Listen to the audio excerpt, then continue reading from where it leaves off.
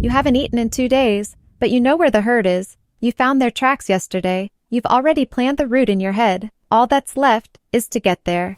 Then the rain begins. Not a drizzle. A heavy, wind-driven, merciless downpour. It rains all day, then all night, then through the next morning. And it doesn't stop. Now you can't hunt. The tracks have been washed away by the mud. A bare foot on a wet rock almost guarantees a sprained ankle. And out here, a sprained ankle means death. The river beside your camp begins to rise. And the fire, the one thing keeping you warm and keeping predators away, starts to choke under the rain. You're not bored. You're trapped. For almost all of human history, rain wasn't an inconvenience. It was a crisis. And what ancient people did during that crisis turned out to matter more than almost anything they did on a clear day. Today when it rains, you close the window, make yourself a cup of tea, turn on a TV show. For you, rain is just background noise. It lulls you to sleep, but 50,000 years ago, that very same sound could kill you in 3 different ways before the rain had even stopped. 3 ways rain could kill you. The first was the cold. A wet body loses heat far faster than a dry one. Without clothing, without waterproof shelter, a long, heavy downpour in temperatures just above freezing could cause hypothermia within a matter of hours. And much of the world our ancestors lived in was exactly like that at night, even in Africa, even during the rainy season in the highlands. The second was flooding. Caves and rock shelters, the main homes of prehistoric people, were usually located at the base of hills or near rivers, which meant heavy rain could trigger a sudden flood. Archaeologists have found entire layers of river silt inside inhabited caves, which means floodwater entered them while people were living there. Some of those layers are so thick that the caves were never occupied again. And the third way, perhaps the most terrifying of all, predators. Rain drove more than just people into shelter. It drove predators there too. Sometimes, that shelter was the very same cave. At archaeological sites in South Africa, researchers have found both human remains and the remains of large cats in the same archaeological layers. Some human skulls even bear puncture marks that perfectly match the fangs of a leopard. Rain didn't just make life uncomfortable. It squeezed the entire world into a single point.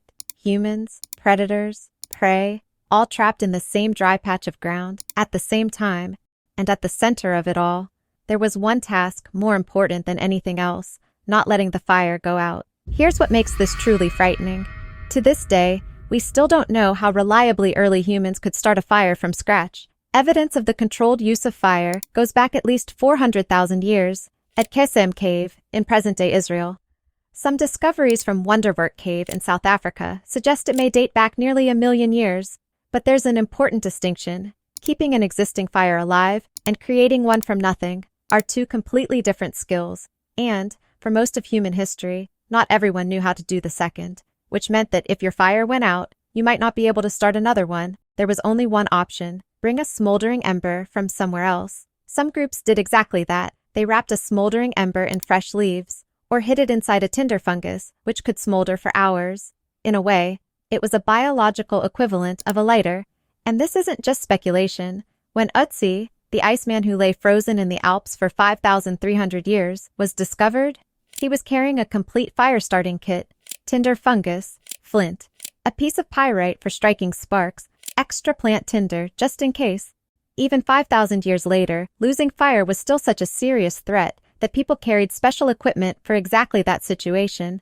That's why, when the rain started, the first priority wasn't the shelter, it was the fire. They carried it deeper into the cave, shielded it with animal hides or branches from the spray, fed it carefully, not too much wood, not too little. They searched for the dry lower branches of conifer trees, still protected beneath the canopy. They split open wet logs to reach the dry core inside. They used birch bark as tinder because it contains a substance that burns even when wet. Sometimes, one person's entire role for hours at a time came down to one thing: sit beside the fire and make sure it didn't go out. Because that fire was everything: warmth, light, protection. The only place where people cooked food and talked to one another. Letting it go out meant risking the lives of everyone in the shelter. The fire is still burning. You're almost dry, but you still can't go outside. So what do you do next? The answer lies in the archaeological layers themselves. Caves and rock shelters are literally filled with traces of human handiwork. stone tools at every stage of production, from rough blanks to finished tools, piles of tiny stone flakes, the very chips that fly off while shaping a tool, and archaeologists don't find them scattered at random. They appear concentrated, in specific parts of the cave, exactly where someone would have sat by the light of the fire, working for hours. But it wasn't just stone. At Blombos Cave in South Africa, archaeologists uncovered a workshop 100,000 years old, abalone shells used as containers for mixing, ochre ground into powder, bone tools for stirring and applying the mixture. This wasn't simply survival, it was production, with structure, with order.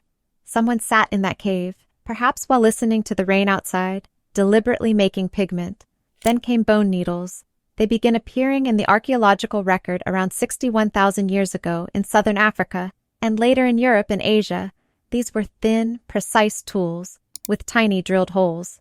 You don't make a needle like that while running from danger. You make it sitting still, focused, with hours to spare. And this is where the story becomes truly fascinating.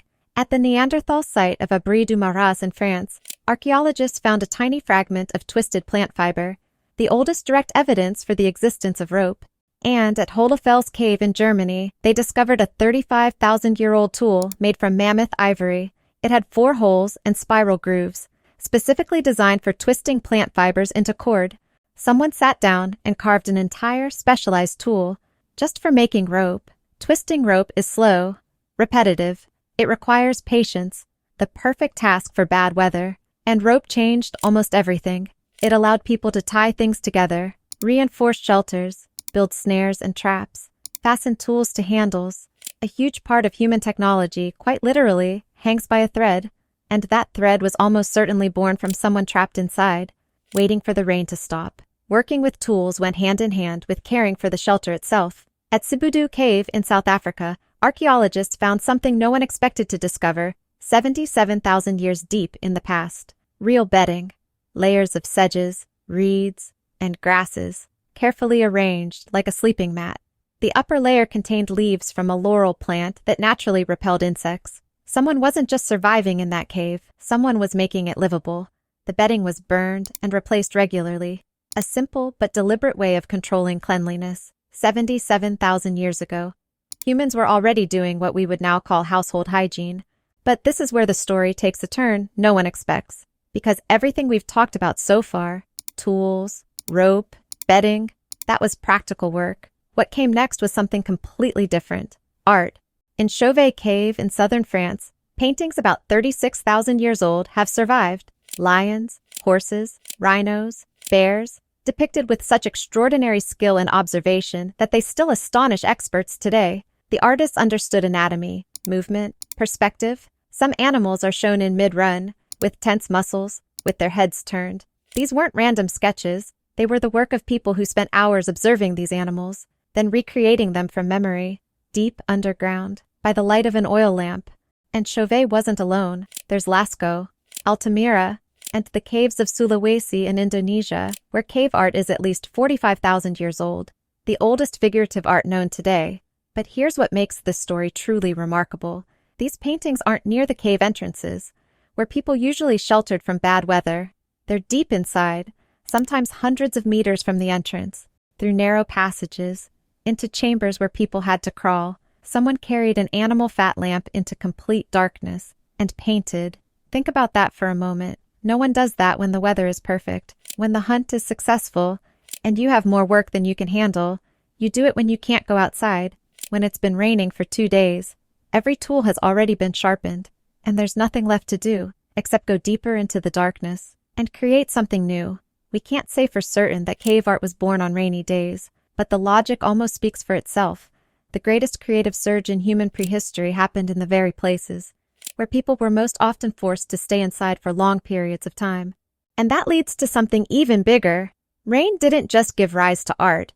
It may have given rise to culture itself. Think about what happens when 15, 20, 30 people are forced to stay together in a confined space for days at a time, with nothing to do. People start talking, listening, sharing. In 2014, anthropologist Polly Wiesner published a study comparing daytime and evening conversations around the fire among the Juhwansi people of the Kalahari Desert. During the day, conversations revolved around practical matters, land, resources, everyday complaints. But after dark, around the fire, the overwhelming majority of conversation shifted toward stories, songs, and rituals. The light of the fire itself changed what people were willing to talk about. It softened faces, reduced tension, created a space where people opened up. The fire wasn't just a source of warmth, it was the first social network in history. And what people shared around it wasn't idle conversation, it was survival, where water sources dried up in summer, which plants were safe to eat, where to find the best flint, how to track a particular animal. This wasn't gossip, it was vital knowledge, passed from one mind to another through speech. And beyond practical knowledge, there was something else: stories, myths, explanations for where the rain came from, and where it went. Nearly every ancient culture on Earth has its own mythology about rain. Someone had to invent those stories, almost certainly, while sitting in exactly the situation those stories were trying to explain. There's a striking example of just how powerful this oral tradition was. The oldest oral traditions confirmed by geological evidence come from Aboriginal Australians. They tell of changes in sea level that happened around 7,000 years ago. Those stories survived for 7 millennia, simply because people kept telling them to one another. A cultural memory like that doesn't happen by accident. It only emerges when a group spends a great deal of time repeating the same stories over and over. But here's the part almost nobody talks about. Rain wasn't always a bad thing. Sometimes, it was the best thing that could happen. After a heavy downpour, the ground becomes soft, and soft ground creates perfect tracks. Deep, clear, full of detail. You can tell what animal passed by, how long ago, and how fast it was moving. Some of the best tracking conditions in the world come immediately after the rain.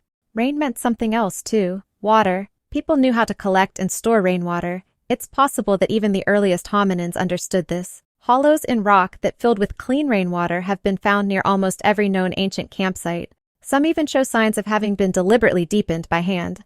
But water wasn't the only gift. After the rain, mushrooms appear almost overnight. Certain plants emerge. Tubers become much easier to dig from softened soil. Insects come to the surface. The rainy season didn't stop people from getting food. It completely changed how they got it. And the groups that understood those changes had a huge advantage over those that didn't. Termites are a perfect example. They swarm to the surface after rain in tropical Africa. They're one of the richest sources of protein available. No tools, no weapons, just your hands. Modern chimpanzees do exactly the same thing, rushing toward termites after a downpour. Ancient humans almost certainly did the same, only on a much larger scale. So what did ancient people do when it rained for a week? Everything that mattered. They kept the fire alive, crafted tools for the next hunt, sewed the clothing that would keep them warm in winter, twisted rope that would hold their shelters together, ground pigment they would use to paint the walls of caves deep underground, told stories that carried knowledge from one generation to the next. And when the rain finally stopped, they stepped outside, onto soft ground covered with clear tracks, and got back to work. The rain didn't slow them down. It gave them time to prepare for everything that came next. Every tool, every piece of clothing, every story, every painting on a cave wall, all of it was born from downtime, from the hours and days when going outside wasn't possible, and there was nothing left to do except sit by the fire and think with your hands. Boredom, as we know it today, simply didn't exist for them, because when you're sitting in a cave, listening to the rain, and your life depends on what you do with your hands over the next few hours, there's no time to be bored. You become resourceful, and perhaps that's the main reason we're still here.